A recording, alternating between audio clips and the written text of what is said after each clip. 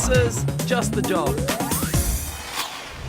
Kia ora and welcome to Just the Job. It is absolutely great to be here again this week, and stick around because we have 3 more really exciting careers for you to check out that just might be what you're looking for. Plus, we have a whole lot of helpful advice and tips that should make that difficult career decision a whole lot easier. In today's show, 17-year-old Catherine gets a taste of tourism when she heads to an iSite and learns how to help people get the most out of their holiday. Whangarei likes the idea of being able to help people, and his enjoyment of customer services means he's the perfect candidate to check out a career in customs. And 16-year-old Leon loves the country life, so we see if the open spaces of dairy farming might be just the job for him. But first up, Catherine is off to find out what it takes to become a visitor information consultant at a busy information centre in Northland. Hi, I'm Catherine Beganovich. I'm 17 years of age. I'm located in Mount Roskill, and I got good listening skills and I like helping people out. We've taken Catherine to Whangarei and to iSite, the area's information centre. This iSite, one of 87 around the country, provides a free information and booking service, supplying details on accommodation, activities and transport. Showing Catherine the job is iSite's training manager, Annie Rennie. Hi Catherine, welcome to the Whangarei iSite. Come on in. Okay. We've got our cafe, we've got a wonderful retail area, and we've got our information and travel counter. So we meet the needs of lots of customers that come in. And we look for people who are able to work with people from many different cultures, that they can, they're patient and can work under pressure, that they have a positive attitude, they're resourceful, and a good team player, good time management, all of those things. Hi there, Hi. How are you? Good, thanks. I'm just wondering about accommodation in the area. Sure. This iSite can get really busy. Up to 2,000 tourists might walk through the door in just one day. Campsites. We've got what's called Department of Conservation There's campsite. bus tours that leave from Pai here. So out there they have some waka tours. Farm stay, bed and breakfast. Marina, which is a half-hour drive from Whangarei. No, you shouldn't get too many cows in your bed. Fingers crossed anyway. Emma Hainga is the senior consultant here. We get all sorts of people from all over the world, so it makes it very interesting. So what happens if a customer comes up to you and speaks no English at all? How would you deal with that customer? We draw a lot of pictures, so we have a lot of maps available. We can use hand movements or a bit of sign language. Learning product knowledge, that is learning about local activities, accommodation, tours and transport, is very important.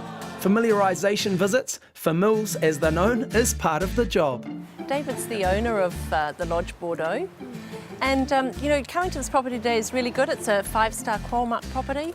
This is our balcony room, a studio. Wow, this is so nice. I actually didn't know visiting places like this was part of the job. It's good. So, armed with the facts, Catherine's given a go at some customer service. Yes, hi. I was wondering if you could recommend me some accommodation for this evening. Product knowledge is one of the key things for people working in the visitor centre. When they're probing further to see exactly what the customer wants, they'll know if it's got a spa pool or a swimming pool.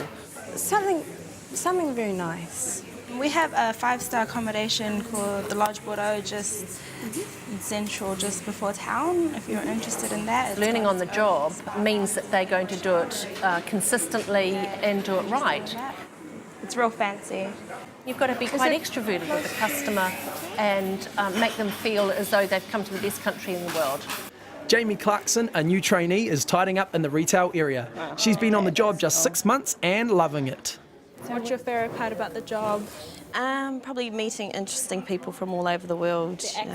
Yeah, it can be a little bit hard to understand at first, but yeah, it does get easy. We have scenic boat cruises out to the Hormes Islands, which are one of the top. Whangarei, it's only 7 k's away. Okay, there's lots of boat trips leaving from Whangarei. What sort of budget would you be looking at?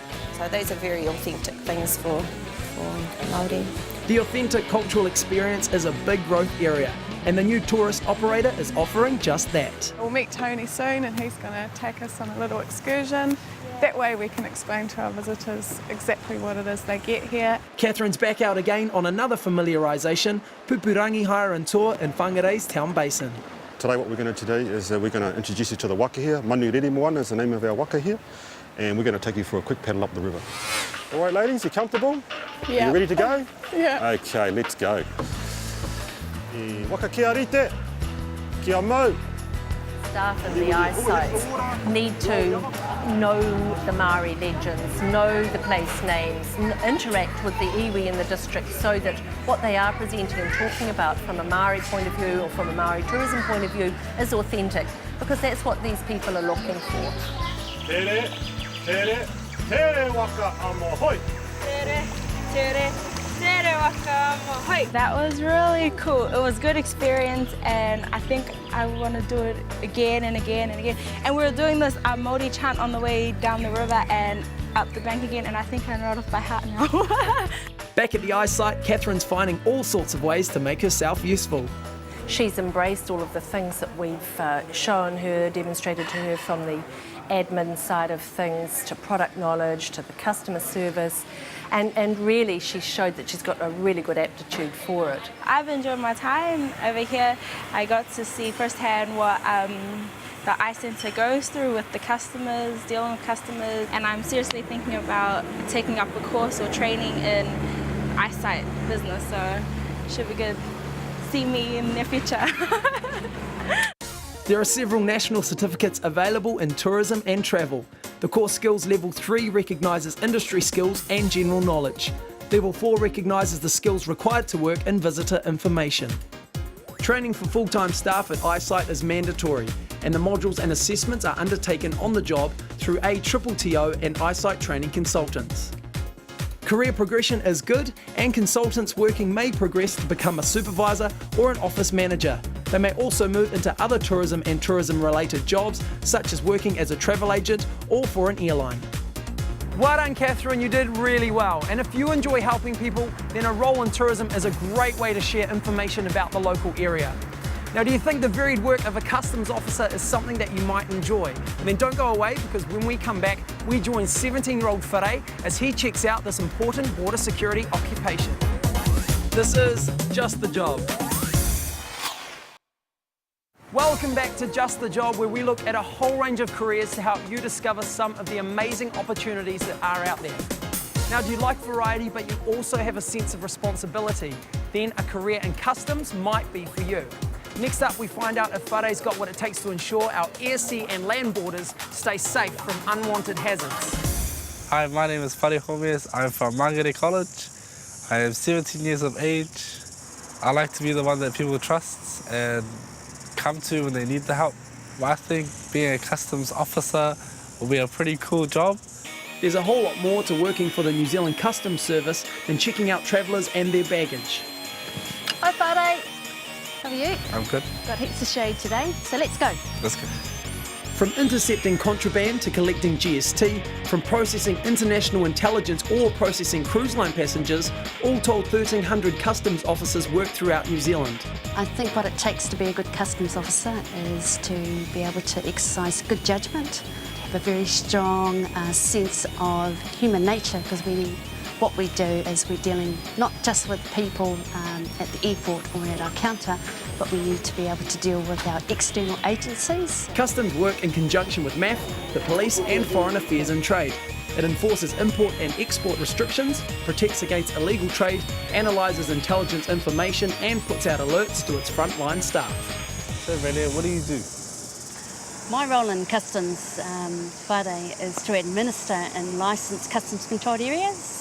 And directly behind us is one of the main customs controlled areas in Auckland, which is the ports of Auckland.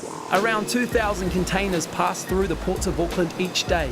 Detecting contraband like drugs or hazardous substances carefully hidden inside isn't easy, but some powerful technology is at hand to help out. Well, Whangarei, here we got the pride of New Zealand Customs Service. This is our big X-ray truck, which we use for X-ray and sea containers. So it's a good piece of equipment. It costs $4 million, so it should be a very good piece of equipment. The powerful X-rays can shoot through the most dense of materials, even a car's engine. And we can see right through. You can see the pistons in there. You can see the crankshaft. But best of all, we can see through the rest of the vehicle. So if we go through it, rear seats, fuel tank, and you can see there's definitely packages inside it. Now that was full of cocaine, and so was the other fuel tank. So that just proves the worth of having an X-ray machine. This container's manifest claims it's filled with furniture. How do you know all that stuff is furniture? Well, it comes down to basically the experience. I've been doing this for 3 years now, and you get to know exactly what you're looking at. At the front of the container, Jeffrey spotted something which isn't quite right. Some quite dark areas in there, which could be the bolts that they assemble the furniture with, the legs. But yeah, I'm not too happy with it, so we'll let the container inspections team have a look at it. In the corner, there's 2 boxes. Well, that doesn't look like furniture, does it? All a load of knives. As you can see on the knife, we've got a sharp blade this side. We also have a second blade this side. Under the New Zealand Customs and Excise Act, this would actually come under prohibited import. So we'll be looking at detaining these knives at this time. On-job training like this is established in conjunction with Learning State, which is the state sector's industry training organisation. Its key role is to support all state employers in upskilling their staff. Customs have 2 group intakes a year, and what happens in your first 5 weeks is all the new trainees are put together and get to meet each other, and you're all in the same boat, so everyone feels a bit more comfortable. And within those first 5 weeks, you learn a bit more about customs and why customs is important to the New Zealand community and what they actually do. And you are then rotated around the different areas that customs work at. So you could be at the wharf, and then from the wharf you'll move to the airport, and after that you would move to the International Mail Centre. And by doing that you have already started your National Certificate in Border Management. This is the International Mail Centre, and it's based down at the Auckland Airport. And this is where all international mail arrives into New Zealand. The Airport Mail Centre is a joint operation between New Zealand Post, MAF and the Customs Service. But this is Holly Stringer, and she's a Chief Customs Officer in charge of inspections officers here at the Mail Centre. And she's going to explain to you what's involved here in the examining area. Okay, Whangarei, outside on the belts at the Mail Centre, we have officers go outside and they'll do profiling. Profiling is the selective screening of incoming mail. The parcels are x-rayed, odd addresses might be checked, MAF dogs check for food and customs dogs check for drugs. This drug detector's dog has sniffed out something of concern. The dog gets a game for his efforts. All parcels of concern get a yellow sticker. Officers will come into this lovely room, called our examination room, and then start examining the packages. And cross fingers, we come out with a positive result, whether it be narcotics, medicaments, CITES goods, all that sort of stuff. If it's going to go down, it's going to go down here, and we get very, very excited about that. It's a really, really great place to work, and I can honestly say I've never once been bored as a customs officer. Love it, love it, love it. Well, could you get better praise for a job than that? So, how's it been for Whangarei? I just really enjoyed how every day is an adventure, and it's a pretty serious thing. It's helping the community out and making sure that everything's okay. To be a customs officer, you need to go through a clearance with Customs Security Standard and meet minimum education levels. Training starts with a 4-month course which involves a mix of residential and on-the-job tuition. Turnover is low and job satisfaction is high. Career progression is good and clearly defined by the ranking system. Well, there's no doubt that customs plays a huge role in keeping New Zealand protected, and maybe you could be a part of that. If you want to find out more information about working in customs or any of the careers featured on the shows, then all you have to do is head to our website. I'll have all those details for you at the end of the program, so make sure you grab a pen and paper during the break. When we come back, we see how Leon gets on checking out a career that often starts at 5:30 in the morning. This is Just the Job. You're watching Just the Job, and if you're thinking about a career, or maybe you're wanting to change careers, then stay tuned, because this show could spark a turning point when it comes to your work life. We're joining Leon on a large dairy farm where he finds out what it takes to get 890 cows milked twice a day. Let's see if he's up for the challenge. I'm Leon, I'm 16. I've just been working at Tuat Farms here for about 3 weeks. And I'm pretty keen to find out a bit more what I'm going to be doing over the next couple of years in my apprenticeship. Leon lives in this little cottage, a good 15-second commute to milking in the morning. He's got the basics down, so now he has a great opportunity to learn more about his future in dairy farming with Graham Hopkins, the farm's manager for the last 9 years. Okay, Leon, well, I've taken you away from the cow shed because milking cows is not the only job that you'll do over your apprenticeship. Yep. And we need to show you some of the management things that you'll be required to do. And one of those is measuring the amount of grass that there is in a paddock. And to do that, we use this rising plate meter. The plate meter helps apprentices think of grass in terms of kilograms of dry matter per hectare, and the calculations become second nature over time. So it says on there, there's 1,369 kilograms of dry matter per hectare in this paddock. Farmers need to know so that they can budget for additional feed, and it is especially important in a drought. The drought has forced Tuat Farms to buy in additional feed. Apprentice Blair's task is to make sure the feed gets to the animals.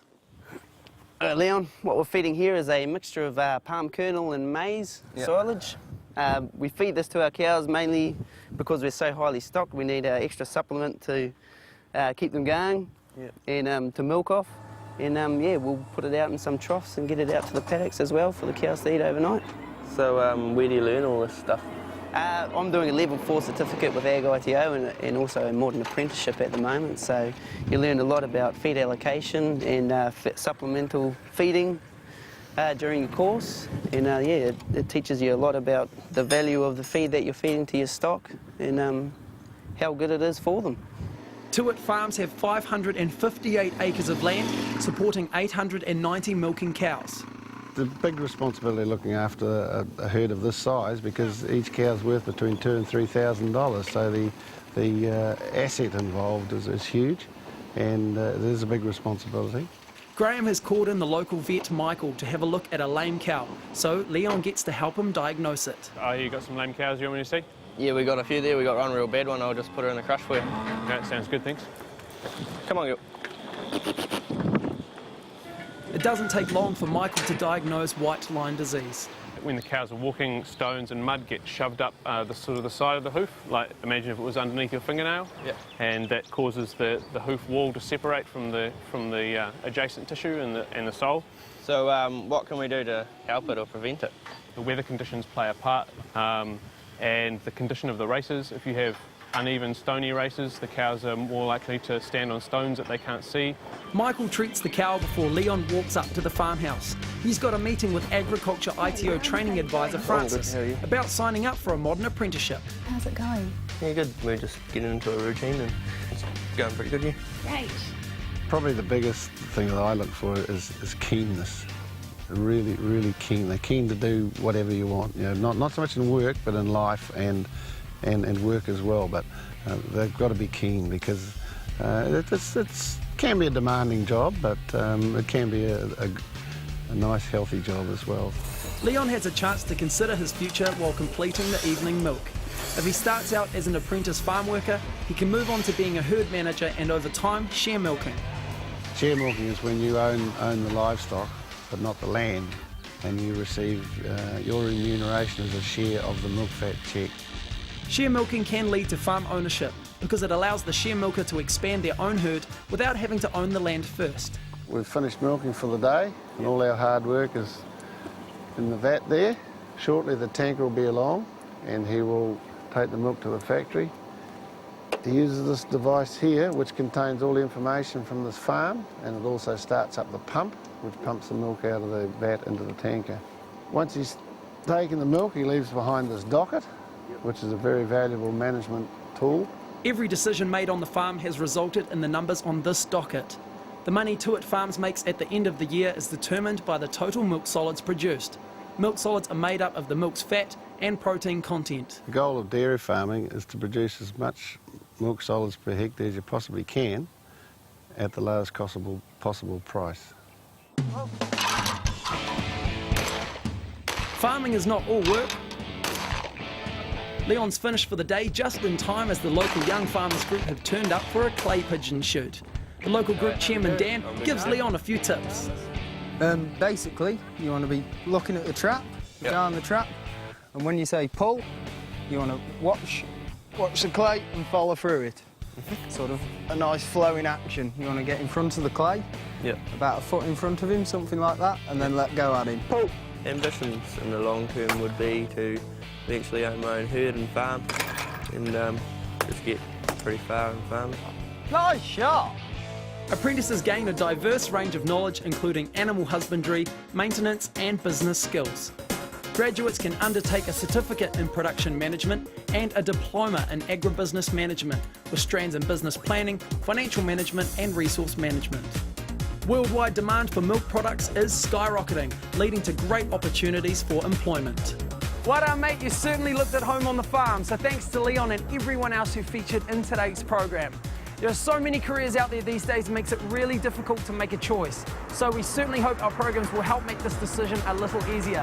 But to help you even more, here's Sarah from Career Services with some important tips on how you can succeed in your job interview. This week she's talking about the importance of being confident and clear when you're discussing what it is you're good at. Being confident and saying what you can do is not showing off. If you can't tell an employer why they should hire you, they're not going to. Sad but true. Just about everyone finds this hard to do, but an interview is not the time to be shy. To make it easier, write down at least 5 key skills and qualities and examples of where you've shown these. Employers will ask you about the things you can do well and what makes you a good team member. So thinking about your answers beforehand can really help. Well, that's it for this week, but don't worry, we are back again next week and we'll have another 3 careers and of course more helpful advice. If you want more information about the careers featured today, or maybe just more information about how to make that right career choice, easy, just check out our program website at www.tvnz.co.nz and enter the keywords Just the Job. Happy hunting, and I'll catch you next week.